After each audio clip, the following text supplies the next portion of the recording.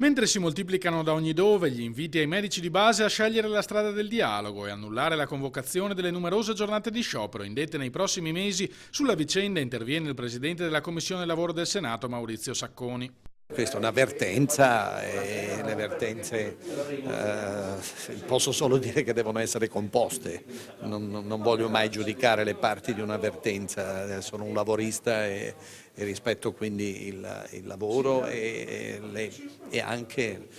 i conflitti che dal lavoro si possono talora generare. Dopo i gravi disagi già causati dagli scioperi di questo mese, soprattutto alle persone anziane, l'esponente di Area Popolare ci tiene però a sottolineare come la sanità sia uno dei settori più delicati, dove ciascuno dovrebbe agire con il maggior senso di responsabilità possibile. Dico sempre che la sanità è una sfida permanente perché riguarda un primario bisogno delle persone, il bisogno di salute che dobbiamo saper realizzare con efficienza ed economicità.